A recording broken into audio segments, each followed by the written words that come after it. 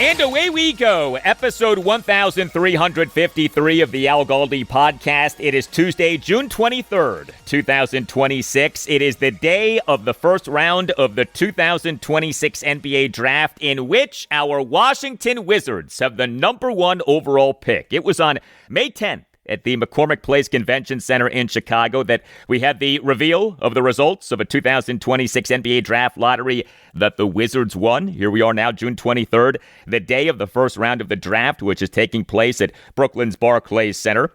The Washington Bullets / Washington Wizards have had the number one overall pick in an NBA draft just twice previously in the NBA Draft lottery era. 2001, the Wizards took Kwame Brown at 1. 2010, the Wizards took John Wall at 1. Two very different NBA careers for Brown and Wall. What will come of whatever the Wizards do with this 2026 number one overall pick? Hello and welcome to this Tuesday installment of the Galdi podcast. On a monumental day such as this for the Wizards, we on this podcast have a great guest who just so happens to work for Monumental Sports Network. Our next segment, we'll speak with Washington Wizards insider Chase Hughes of Monumental Sports Network for an ultimate preview of what the Wizards will do with this number one overall pick, including a tale of the tape style breakdown of the perceived top two candidates to be taken by the Wizards at 1, and A.J. Dybantsa of BYU and Darryn Peterson of Kansas, the likelihood of the Wizards trading the pick, and who ultimately is making the call on what the Wizards do with the pick. Chase Hughes, next segment, Monster Day for the Wizards. And this day comes off big-time Wizards news. On Monday afternoon, reports that the Wizards and Trae Young have agreed on a 4-year contract worth approximately $212 million.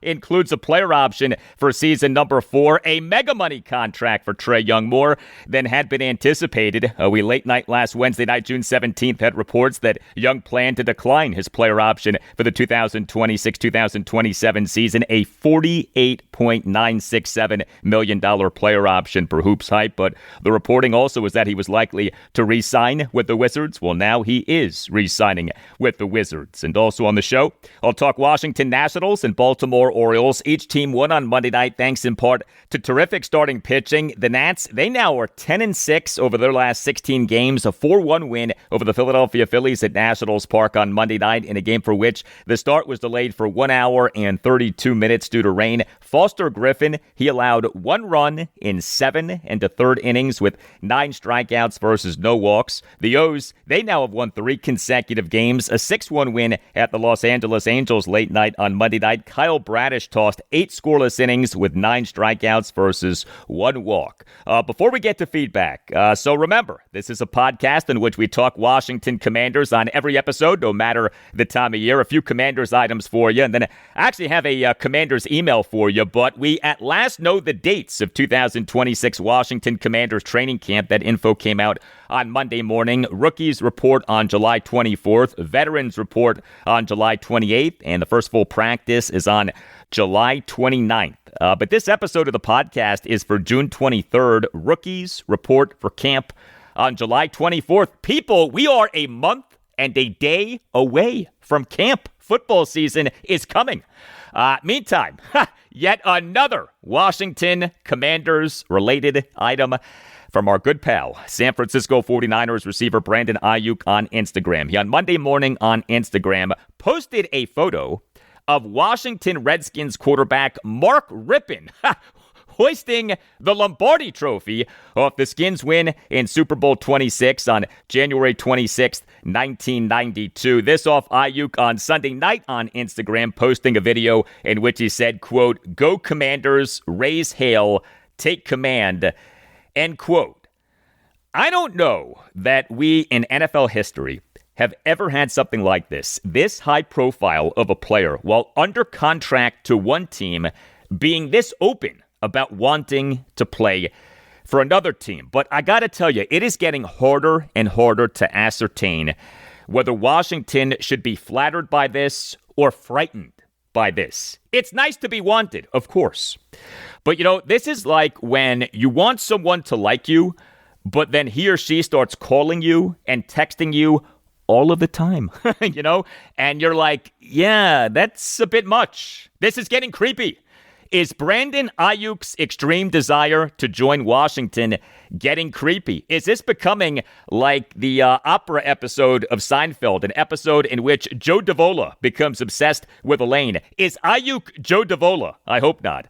Also, before we get to feedback, the Washington Capitals, they on Monday morning released their 2026 preseason schedule. It is a 4-game schedule, including a home game for the Caps at Giants Center in Hershey, Pennsylvania. Caps versus the Philadelphia Flyers at Giants Center in Hershey, Pennsylvania on Monday night, September 21st at 7. Second consecutive preseason and fourth time in franchise history that the Caps are hosting a preseason game at Giants Center. Remember, the Caps AHL affiliate is the Hershey Bears. You can hit me up on X at Al Galdi. You can email me the Al Galdi podcast at yahoo.com. And in our quest for 2,000 ratings of the podcast, if you on Apple Podcasts give the podcast a 5-star rating on the podcast, we'll read whatever you write in writing a review of the podcast, but the review can include you saying something about sports. You don't just have to write about the podcast. Email from Mark on an aspect of the Washington Commanders name/brand saga that is rarely, if ever, discussed. Writes Mark, the Skins team name, one aspect I have never heard discussed is the traitor Danny Boy, who caved on the name after declaring in writing that he never would. How come he hasn't offered to pay for the removals of the offensive Redskins name from the many thousands of fans who still sport that ink? Tats are a common expression of true fandom among NFL fans, after all. Your fan, but without an Al Galdi tat. Mark, thank you for that, Mark. You know, it would be interesting to know how many people do have a Redskins tattoo of some kind. I'm sure that we are talking at least thousands of people, right?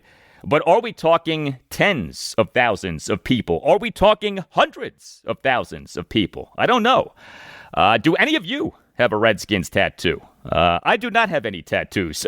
But if any of you have a Redskins tattoo, let me know. Well, I know that Mark was kidding, but you know, I'm sure that Dan Snyder would want people to keep their Redskins tattoos. Remember, Snyder never wanted to change the name, never felt that the name was offensive, never felt that the name would go away. Ergo, the statement to which Mark referred, Dan Snyder in May 2013 famously told USA Today Sports, quote, "Will never change the name. It's that simple, never. You can use caps," end quote. Well, never is a long time, and Snyder got strong-armed into changing the name via the feud with his limited partners in owning the Redskins, Fred Smith, Dwight Shaw, and Robert Rothman, and we do not need to review the history of everything that happened. But by the way, I, over Memorial Day weekend, was in Pittsburgh for a family reunion for my wife's side of the family. A bunch of hardcore Steelers fans, as you would expect, but they know what I do for a living. And do you know the question that I was asked more than any other question? You ready for this?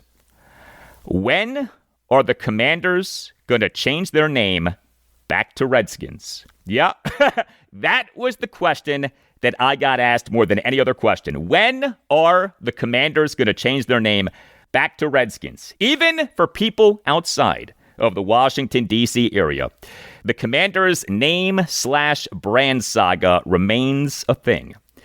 We're coming up on 6 years since the Redskins on July 13th, 2020 announced that they were retiring the Redskins name and logo, and yet still this question comes up. The question that I kept getting asked was not, hey, is your quarterback Jaden Daniels going to have a bounce back season? The question that I kept getting asked was not, hey, is your defense going to be better? No, the question that I kept getting asked was, when are the Commanders going to change their name back to Redskins? And my answer repeatedly was some version of, well, it's a bit complicated.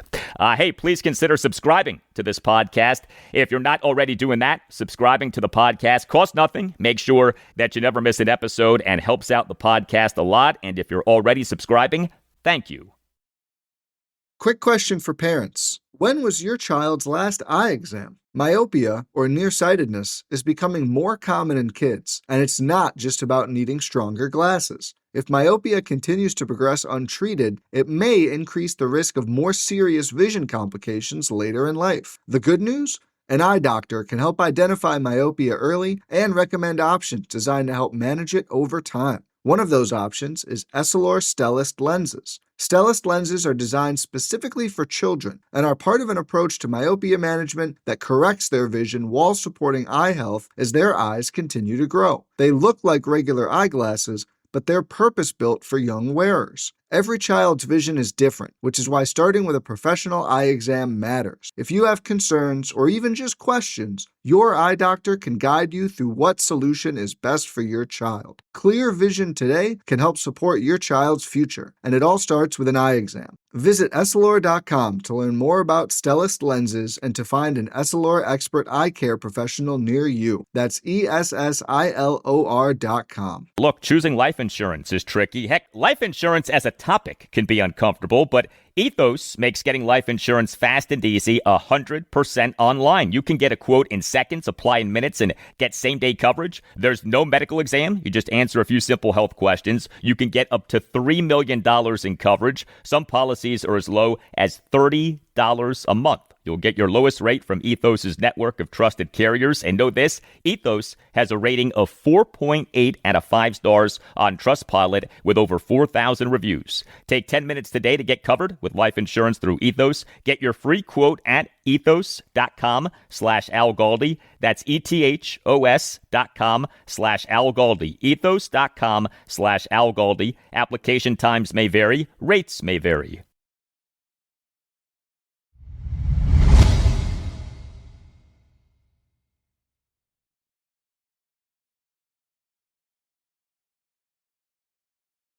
There is no overstating how important Tuesday night is for the Washington Wizards. They need to get what they do with their number one overall pick in the 2026 NBA Draft right. I like so much of what Monumental basketball president Michael Winger and Wizards general manager Will Dawkins have done since taking over Wizards basketball operations in the team's 2023 offseason. But the pressure on Winger and Dawkins to get this pick right is immense, and they know that.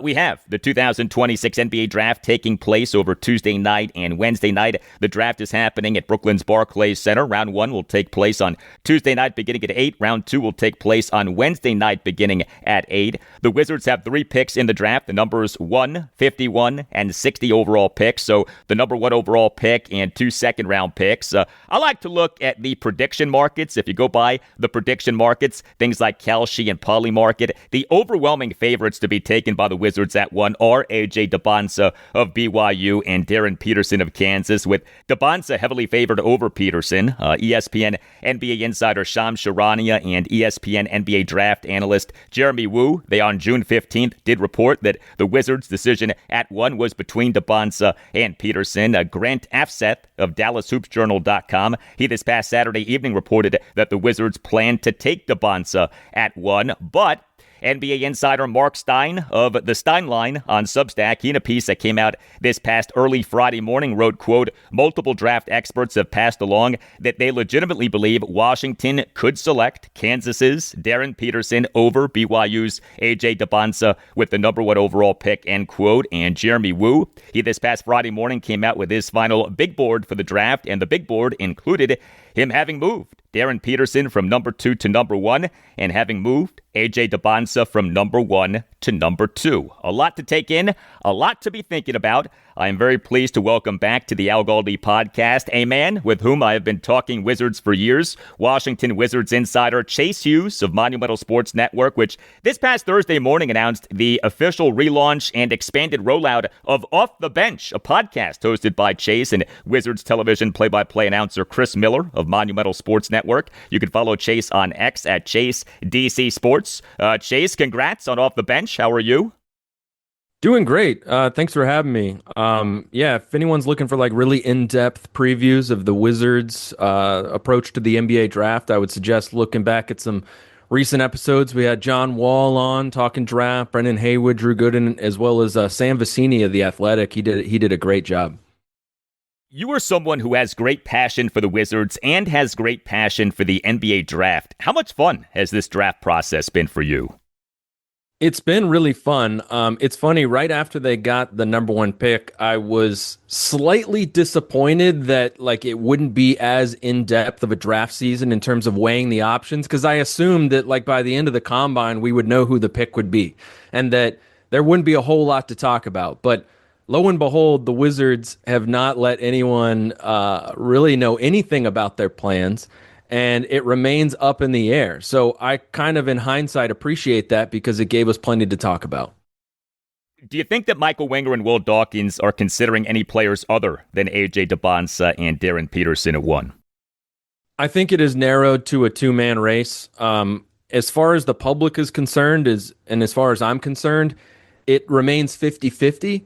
But I just kind of find it amusing that at this point, it can't be 50-50 behind closed doors, right? Like they clearly have to be leaning one way or the other. I'm sure they're like, tying up loose ends and making sure that they're finding out all the like last bits of information they need, but we're too close to the draft for them not to know. They're just not going to reveal anything.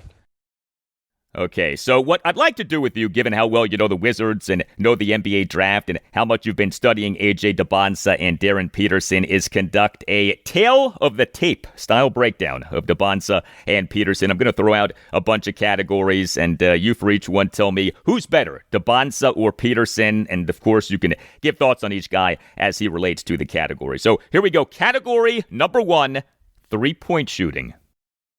Dybantsa's not terrible from three, but Peterson would clear him pretty easily. I mean, I think Darryn Peterson is a three-point shooting prospect in the line of like Trey Johnson last year, who was obviously a great three-point shooting prospect.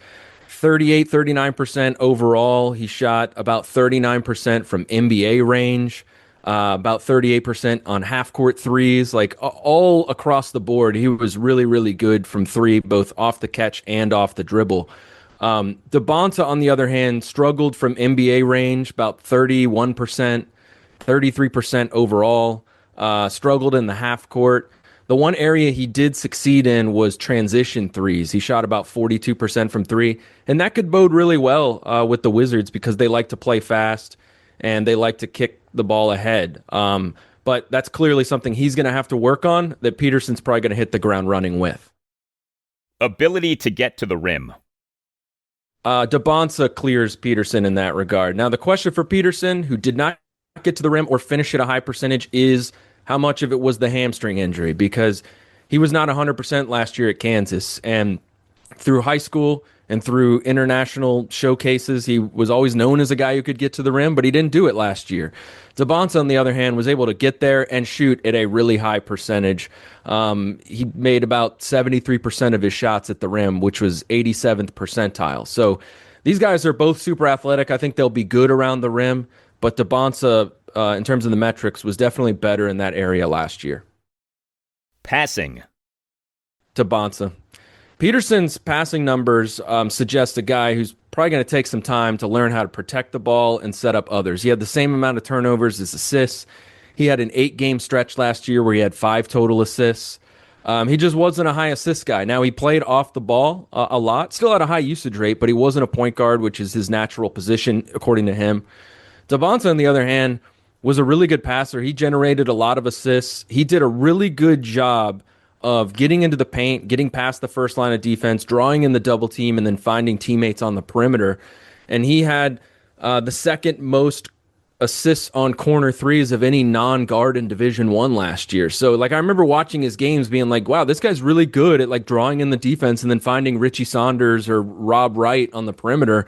And the numbers back that up. So he is definitely a good passer. And one thing I'll say about that is if you watch his games, it's not just getting into the paint, drawing the double team, and finding like a teammate. Oftentimes he did that where he couldn't see the player. Like he just knew he was there, trusted him. I thought that sent strong signs that this guy's got great offensive feel. Rebounding. Dybantsa, that he's not the rebounder that Cam Boozer or Caleb Wilson is. And Peterson rebounds pretty well for his position. But I would have to go with Dybantsa. I mean, you're naturally going to get a lot of rebounds if you're 6'9" without shoes with 7'1" wingspan and all the explosive athleticism that he has. But yeah, so I would give him a slight edge in that regard. Defense.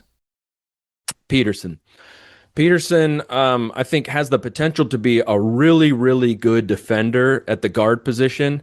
And he didn't put it all together in college, but he generated a lot of steals. He's got just I think, a great ability to stay in front of people and prevent straight line drives. I think over time we'll have to see how good of a defender he can become. I think he's going to have a tough defensive responsibility at the NBA level, but he's a better defender than Dybantsa, who really has to fill in that part of his game. Dybantsa didn't force a lot of turnovers, had a very low assist percentage and block percentage. Peterson had more blocks than Dybantsa did last year, and he's a guard. Now, Dybantsa played with a really talented shot blocker. His name is Keita. You'll see him in the NBA very soon. But he admittedly has to get better defensively, and he said that he admitted at the combine that effort was part of it. Athleticism, which of course often is indicative of upside. Dybantsa. I mean, Peterson is very athletic, but we have seen very few athletes like AJ Dybantsa enter the league. 6'8.5" without shoes. I mentioned the wingspan, and he had the same sprint speed at the combine as John Wall. And he jumped higher than Derrick Rose. Like, we just have not seen this level of speed and explosive leaping ability in someone that tall.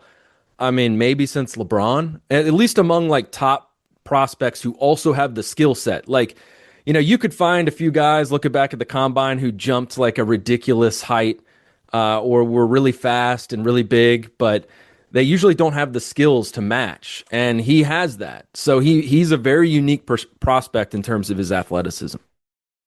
Not unlike what the Washington Commanders got in taking Ohio State linebacker Sonny Styles with the number 7 overall pick in the 2026 NFL Draft. Last category, and this is tricky, but personality/leadership/fit in the Wizards locker room. These things aren't all the same thing, but what I'm trying to get at is AJ Dybantsa and Darryn Peterson, who are they as people?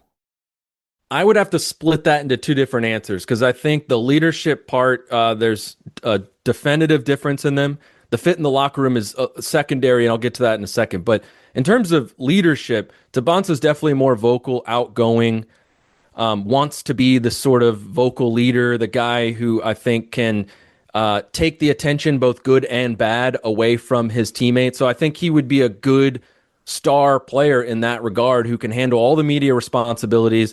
And also, after a bad game, probably, take it on his shoulders when there's a lot of quiet guys around the Wizards locker room. On the other hand, Darryn Peterson was very open at the combine that he's not a vocal leader. He's sort of naturally an introvert who's trying to come out of his shell, but he said he was actually asking teams what they think about that and pointing out how Draymond Green, in his estimation, is the leader of the Warriors and not Steph Curry, suggesting that he might be best fit for a team that has a vocal leader who can sort of take those responsibilities off his plate, right? But in terms of the fit in the Wizards locker room, I could see it going both ways because Peterson has a very similar personality, you could argue, to Alex Sarr, to Keyshawn George, Will Riley. Trey Johnson might have a little bit of that too. Guys who just want to put their head down and practice basketball. They're not really interested in any of the other stuff.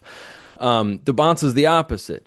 But that could also work in the Wizards' favor because you don't necessarily want everyone in the same locker room with the same personality. So I could see Dybantsa sort of being that guy and sort of allowing the rest of the team to operate the way they want. That's not really in Alex Sarr's DNA, to be that guy.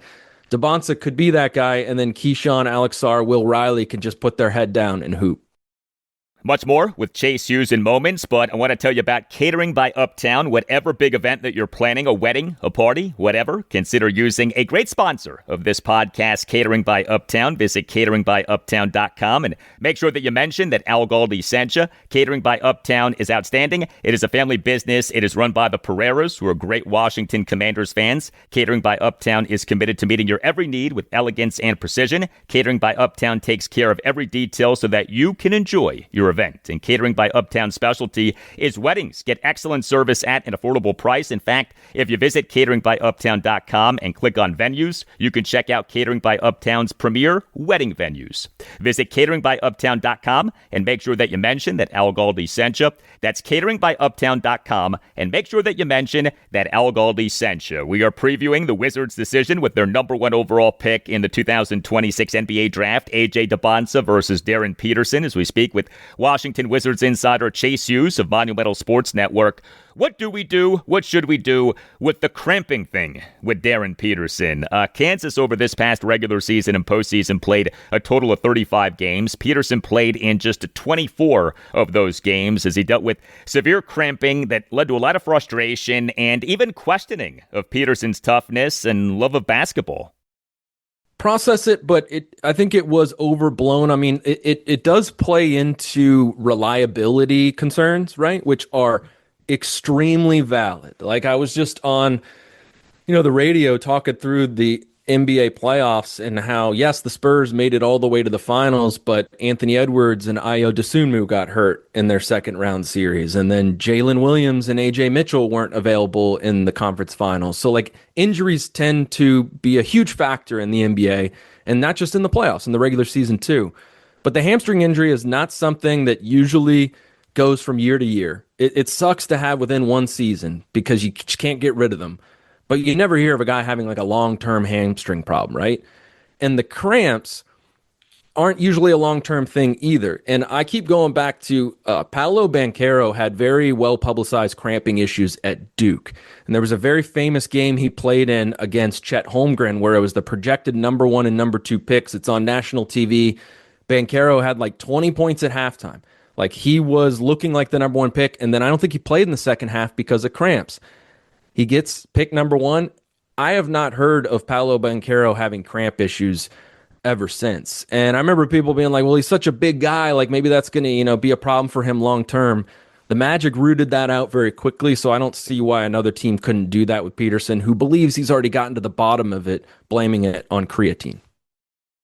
You know NBA draft history well. One of my concerns with what the Wizards do at 1 is this. NBA draft history tells us that there's a really good chance that there is a right choice and a wrong choice regarding AJ Dybantsa and Darryn Peterson. The presumption is that they'll go 1, 2 in some order. There are so many NBA drafts in which only one of the first 2 picks ended up being a hit. Sometimes neither of the first 2 picks ended up being a hit. But I think back to a famous NBA draft from my childhood, the 1992 NBA draft. The Orlando Magic took LSU Shaquille O'Neal at 1. The Charlotte Hornets took Georgetown's Alonzo Mourning at 2. Each guy was a hit, but that kind of scenario isn't as common as people might think.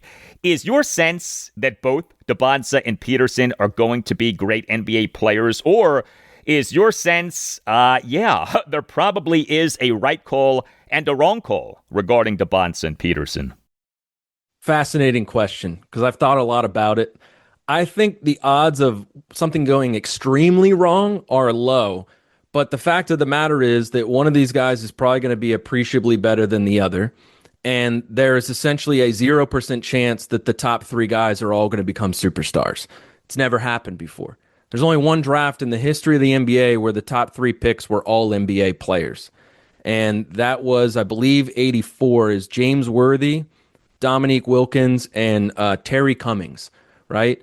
Worthy's the best of those 3. All 3 of them were great, but it's not like it was 3, first ballot Hall of Famers that are going to change a franchise. Like there are degrees to this. So I find it fascinating that Cam Boozer's probably going to be the 3rd pick. That would be my guess. But I feel very confident in saying that he's probably going to be better than either Dybantsa or Peterson. They both have lower floors than he does. He's got the highest floor of the 3. It's just a question about ceiling. And so, odds are someone's going to be appreciably better. Every once in a while, you see a draft, like you mentioned that one, like Karl Anthony Towns and Devin Booker, who are ironically teammates in college, went in the same draft. You're really splitting hairs to this day between those 2 guys.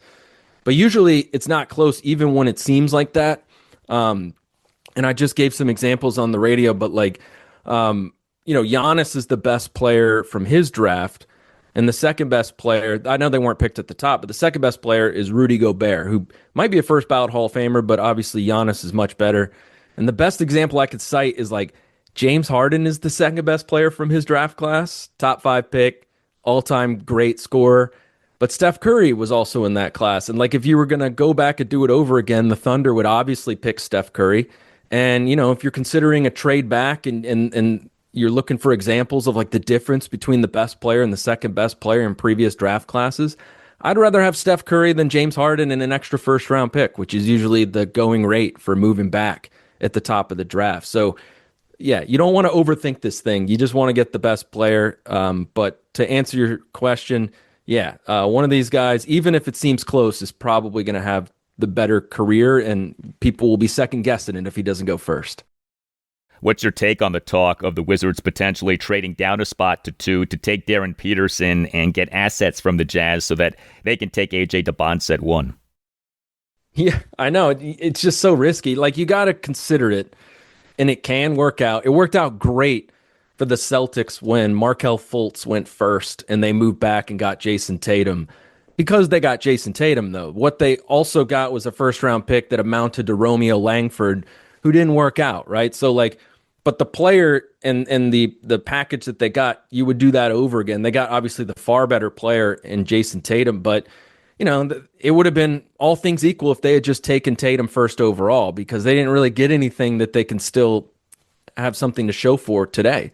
So yeah, I think ultimately you can do it if you're sure, but you better be sure. Final question. So we know that Michael Winger and Will Dawkins run Wizards basketball operations. So we know that in the organizational hierarchy, Winger is above Dawkins. What the Wizards do with this number 1 overall pick, is this ultimately Winger's call? Is this truly a joint decision? Is this possibly Dawkins' call? What say you? Dawkins runs the draft. Winger would be involved, obviously. I would imagine he's got to sign off on everything, and any trade would involve Winger. He's sort of like the negotiator on the team. But, Will Dawkins was brought in for his draft acumen. So was Travis Schlenk, by the way, who's a high-ranking official in their front office, who was the GM of the Hawks when they went to the conference finals with Trae Young. So Winger has admitted on the record, the draft isn't his 100% forte. He's involved, but that's definitely Will Dawkins' expertise.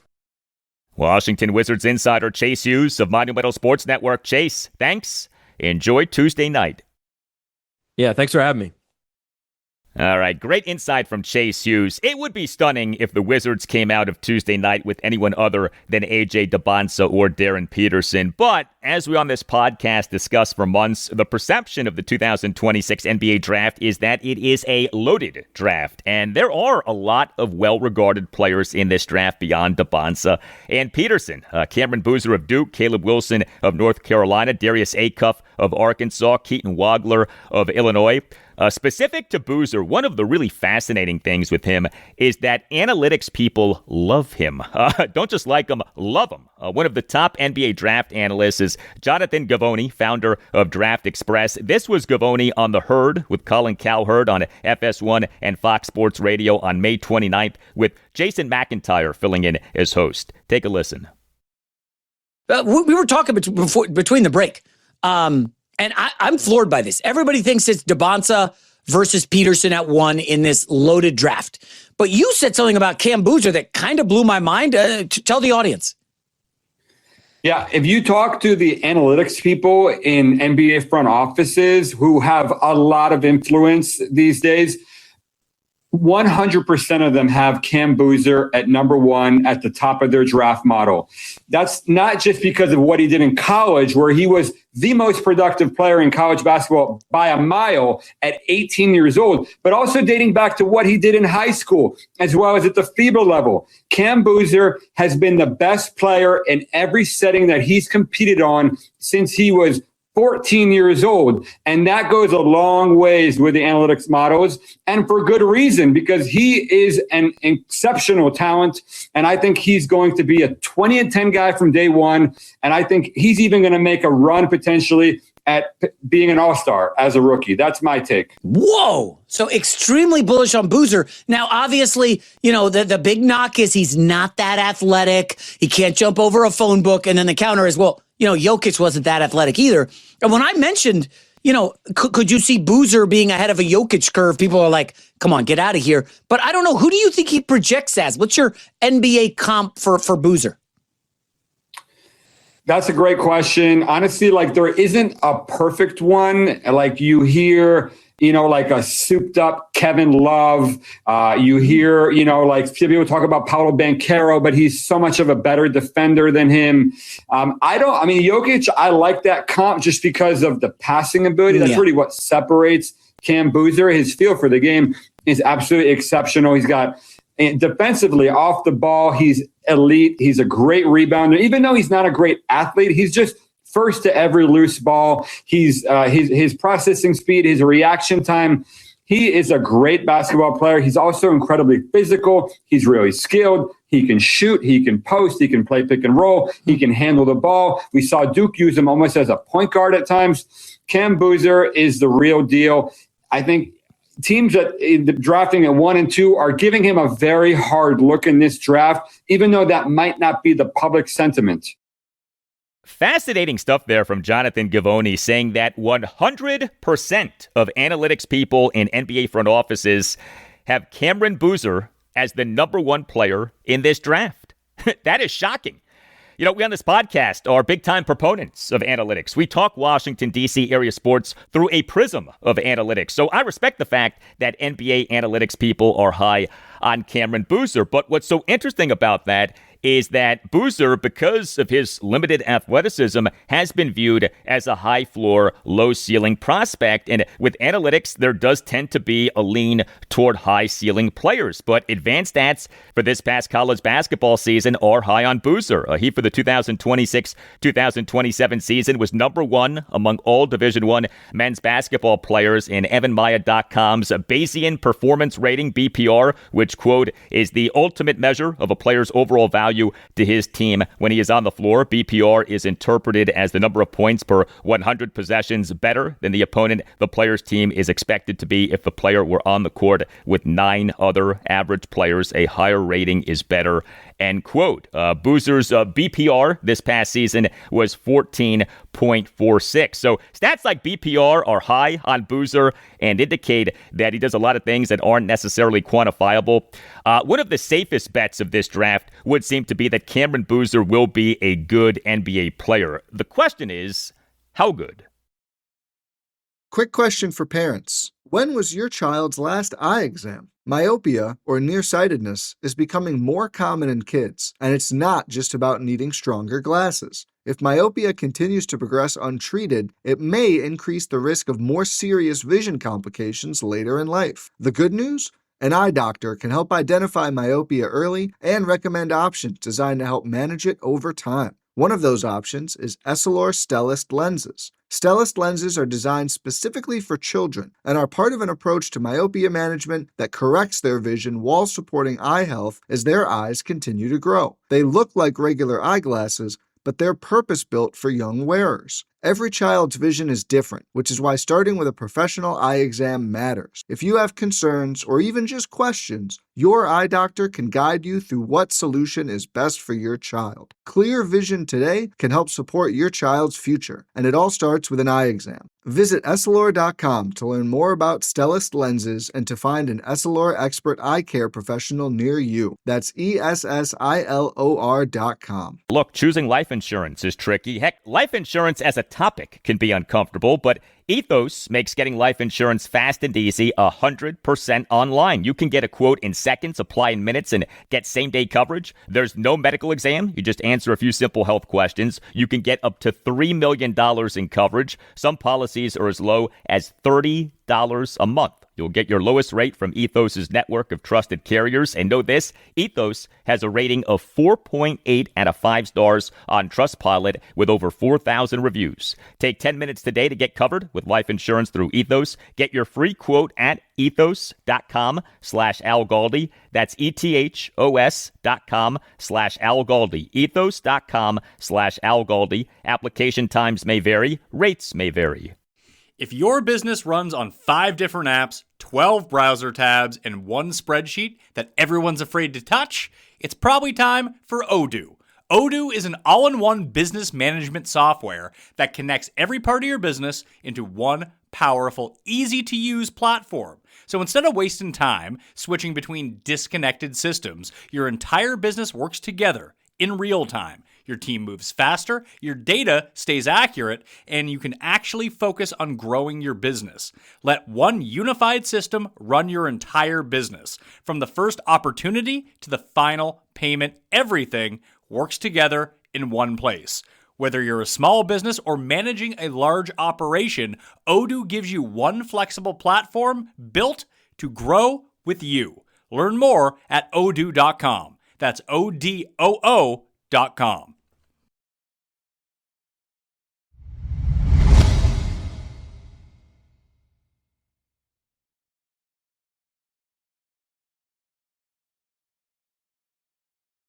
So, the National League East in recent weeks has become the best division in MLB's 2026 regular season. 4 of the 5 teams have winning records. Among the NL East teams with winning records, the Washington Nationals and Philadelphia Phillies. And the Nats on Monday night beat the Phillies in Game 1 of a big 4-game series, a 4-1 win over the Phillies at Nationals Park in a game for which the start was delayed for 1 hour and 32 minutes due to rain. The Nats now are 41-38 with a run differential of plus 15. The Phillies now are 42-36 with a run differential of minus 7. The Nats are third in the NL East, 1.5 games behind the Phillies for second, and 1.5 games behind the Phillies for the NL second wild card spot. The Nats on Monday night scored 4 runs on 12 hits, which were 2 home runs, 3 doubles, and 7 singles. Did draw just 1 walk, and the run total could have been even higher as the Nats went just 2 for 12 with runners in scoring position, but 2 more homers for the Nats, giving them 103 over 79 games. Curtis Mead, he is the Nats starting third baseman and number 2 batter, went 1 for 5 with a 2-run homer. Did commit a throwing error, but Mead in the Nats 2-run 7th had a full count 2-run homer to left field for a 4-1 Nats lead as he continues to be productive. Curtis Mead for this regular season now has 12 home runs and an OPS of 797. Luis Garcia Jr., he is the Nats starting first baseman and number 8 batter, went 1 for 4 with a solo homer.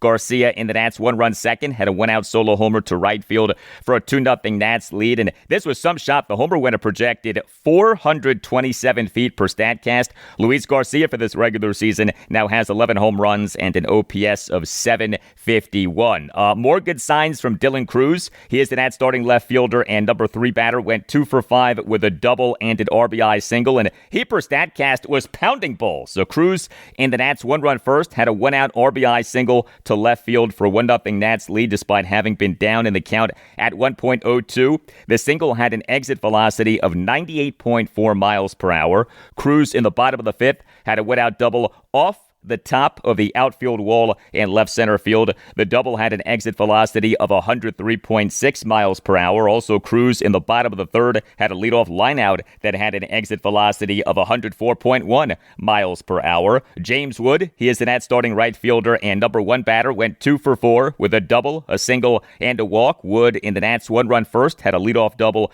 down the right field line. He for this regular season now has an OPS of 938. And the great June for Nasim Nunez continues. He is the Nats starting second baseman and number 9 batter, went 2 for 4 with 2 singles and a stolen base. Did get charged with a throwing error, but he for this month of June now has an OPS of 984. The Nats starting pitcher in this 4-1 win over the Phillies at Nationals Park on Monday night was Foster Griffin, and he was good for a 4th consecutive outing off having struggled in 3 of 4 outings. He allowed 1 run in 7 1/3 innings with 9 strikeouts versus no walks, and each strikeout was a swinging strikeout. He worked the Phillies in this game, gave up just 4 hits, which were a home run, a double, and 2 singles, threw a lot of strikes, 105 pitches, 74 strikes, just 31 balls. So Griffin in the top of the 7th allowed a run as he gave up a 1-out solo homer by Brandon Marsh to right field to cut the Nats lead to 2-1, but Griffin otherwise did well. This may have been his best outing in this regular season, in which he has been the Nats' best pitcher. 16 games, all starts, ERA of 3.15, whip of 1.06, strikeouts per 9 innings of 8.77. He is a legitimate candidate to make the 2026 National League All-Star team. Outfielder James Wood and shortstop C.J. Abrams are 2 Nats who absolutely should make the team. I don't know that Griffin will make the team, but he certainly is a legitimate candidate for the team.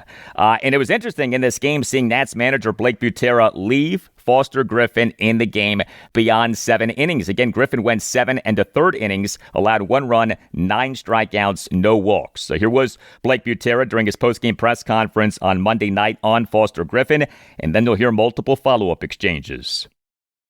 Thought the cutter was really good. I thought the fastball was as good as it's been. And then when he's able to throw all the different pitches that he has and command them all, and I mean, he struck out, 9 and didn't walk anybody. He just had everything working. It was unbelievable performance against this good of a lineup. Everything we could have asked.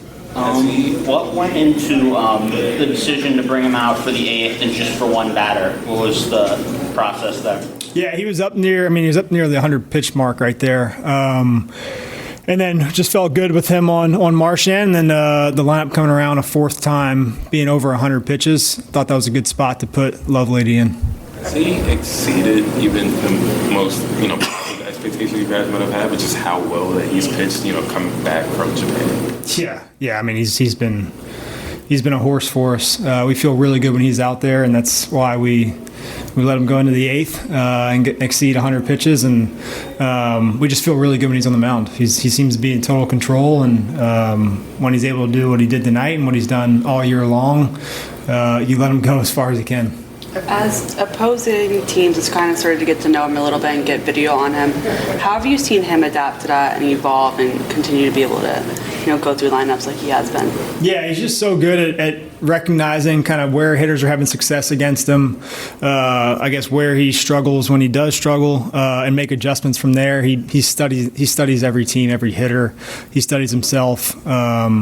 I think, maybe a few outings ago, there was one that wasn't as good as he's normally been, and then he's able to make that adjustment. And that's part of what makes some people really good in this game, is the ability to, when teams and hitters start to adjust to you, that they can then make an adjustment on top of that and become even better. Yeah, Foster Griffin has been terrific. This is his age 30 season. The Nats, this past December 22nd, announced having signed him to a 1-year contract as a free agent off him. Having spent the previous 3 seasons pitching in Japan, the contract reportedly worth $5.5 million. A 1-year, $5.5 million contract. He has been an absolute bargain.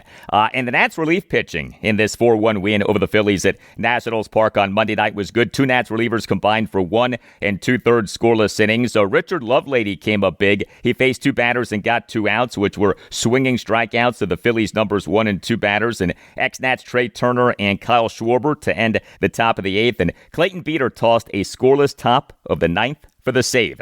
Really nice win for the Nats, who now are 10-6 over their last 16 games. Some injury updates for the Nats. Jacob Young, he on Monday night was the Nats starting center fielder and number 5 batter, went 1 for 4 with a single as he returned from a 1-game absence off hurting his right rib cage on that spectacular leaping backhanded catch as he crashed into the outfield wall in left center field for a first pitch lineout by Victor Mesa Jr. in the bottom of the 8th of the Nats' 4-3 win at the Tampa Bay Rays this past Saturday. And some unfortunate injury news. We on Monday afternoon learned that starting pitcher DJ Hers has suffered a left flexor muscle strain in his comeback from Tommy John surgery on his left elbow. He underwent that surgery on April 16th, 2025. The Nats this past February 11th announced having put Hers on the 60-day injured list, but he was scratched from his minor league rehab start on Sunday. And now we know why. A left flexor muscle strain, a very unfortunate setback. The Nats on July 31st, 2023 acquired Hers and shortstop Kevin Made via trade with the Chicago Cubs for third baseman Jeimer Candelario. Hers, at the time of the trade, was the number 16 overall prospect in the Cubs farm system per MLB Pipeline. The Cubs took Hers in the 8th round of the 2019 MLB first-year player draft out of a high school in North Carolina, and Hers in the 2024 regular season over 2 stints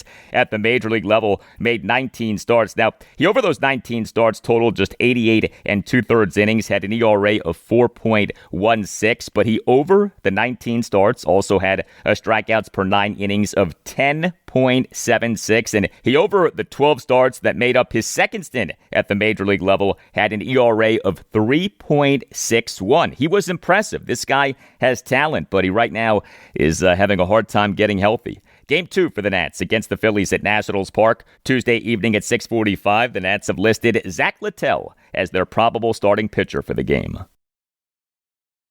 Look, choosing life insurance is tricky. Heck, life insurance as a topic can be uncomfortable, but Ethos makes getting life insurance fast and easy 100% online. You can get a quote in seconds, apply in minutes, and get same-day coverage. There's no medical exam. You just answer a few simple health questions. You can get up to $3 million in coverage. Some policies are as low as $30 a month. You'll get your lowest rate from Ethos' network of trusted carriers. And know this, Ethos has a rating of 4.8 out of 5 stars on Trustpilot with over 4,000 reviews. Take 10 minutes today to get covered with life insurance through Ethos. Get your free quote at ethos.com/Al Galdi. That's ethos.com/Al Galdi. Ethos.com/Al Galdi. Application times may vary. Rates may vary. Quick question for parents. When was your child's last eye exam? Myopia, or nearsightedness, is becoming more common in kids, and it's not just about needing stronger glasses.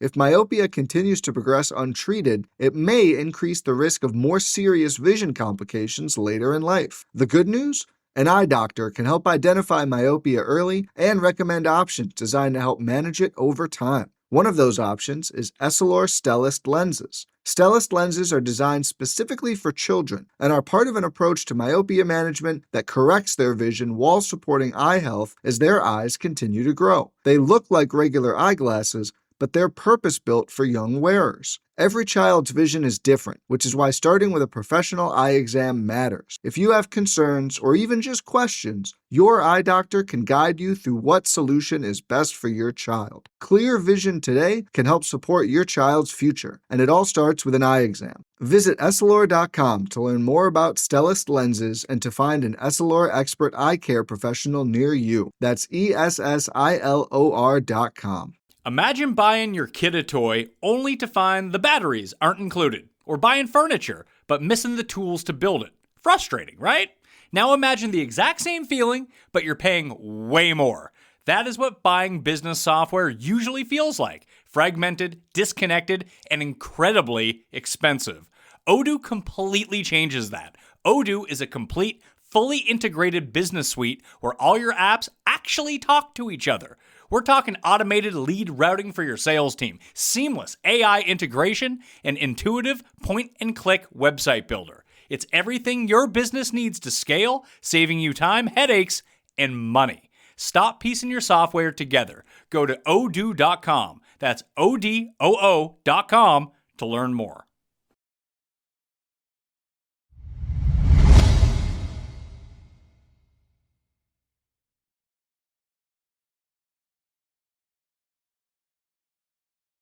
Well, the Baltimore Orioles now have a 3-game winning streak during which they've outscored opponents 21-4. Some signs of life from the O's. A 6-1 win at the Los Angeles Angels late night on Monday night in Game 1 of a 3-game series. The O's in MLB's 2026 regular season now are 38-42 with a run differential of -20.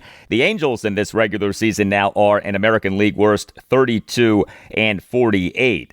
Now, the O's in this game may have suffered yet another significant injury. Blaze Alexander, who has been doing so well, he is the Orioles starting third baseman and number 6 batter, went 0 for 1 and left the game due to right knee discomfort. And here was the kicker. O's manager Craig Albernaz went with Leody Taveras at third base as Jackson Holliday was not healthy enough to play due to groin tightness. Leody Taveras played third base in a regular season game for the first time in his professional career, but he did well. I give him credit. He handled third base just fine.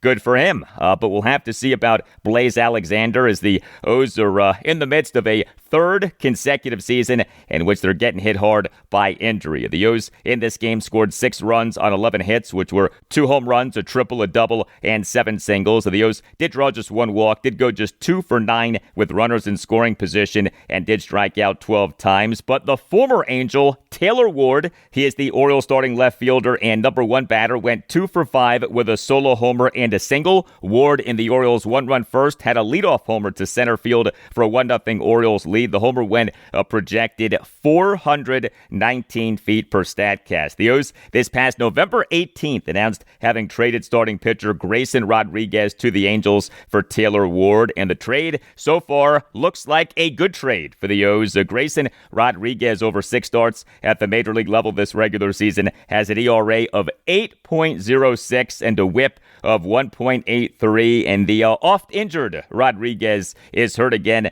He's currently on the 15-day injured list. Meantime, Taylor Ward for this regular season has an OPS of 759. Now, Rodriguez is younger. This season is just his age 26 season. Ward is in his age 32 season and the final season of team control. So Ward is a pending free agent. Kobe Mayo, he is the Orioles starting DH and number 4 batter, went 1 for 4 with a 3-run homer. Mayo in the Orioles 3-run fourth had a 3-run homer to left field on a 1-2 pitch for a 4-0 Orioles lead. The homer came off left-handed Angels starting pitcher Sam Aldegheri, a native of Italy. But Kobe Mayo for this regular season now has an OPS of 1,011 versus left-handed pitching and an OPS of just 446 versus right-handed pitching. You talk about extreme splits.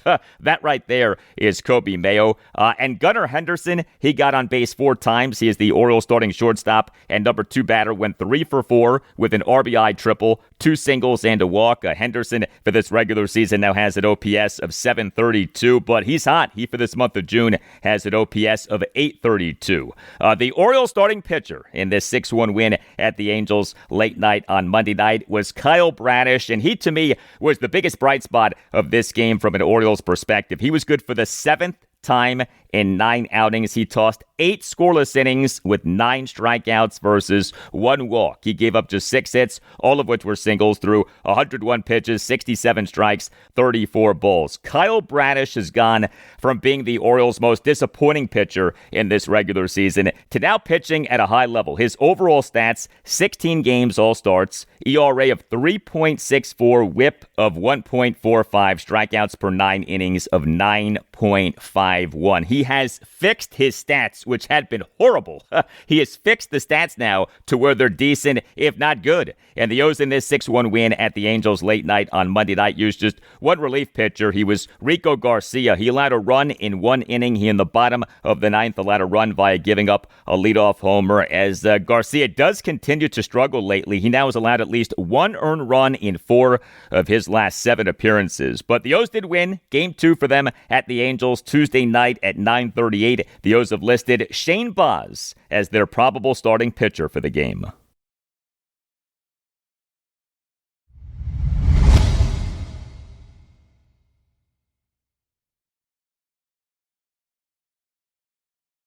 And that'll do it for you and me for now, but there's more to come. Wednesday's show, episode 1354, will include in-depth reaction to and analysis of whatever the Washington Wizards do with their number 1 overall pick in the 2026 NBA Draft, for which the first round is on Tuesday night. Also on Wednesday's show, I'll discuss the Washington Commanders, and on Wednesday's show, we'll talk Washington Nationals and Baltimore Orioles. The Nats are home to the Philadelphia Phillies Tuesday evening at 6:45 for Game 2 of a 4-game series. The O's are at the Los Angeles Angels Tuesday night at 9:38 for Game 2 of a 3-game series. Have a great rest of your Tuesday, and I'll talk to you on Wednesday. Yeah, if you talk to the analytics people in NBA front offices who have a lot of influence these days, 100% of them have Cam Boozer at number 1 at the top of their draft model. Now that Wendy's has these new Biggie deals, everyone in the family can get what they're craving, from nugs to JBCs.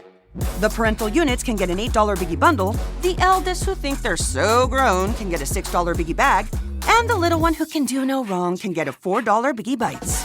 You know, assuming they have a credit card. No, I'm kidding. We take cash too. 4, $6, and $8 Biggie deals for the whole family. Only at Wendy's. Price and participation may vary. Single items at regular price. Prices may be higher in Alaska, California, and Hawaii.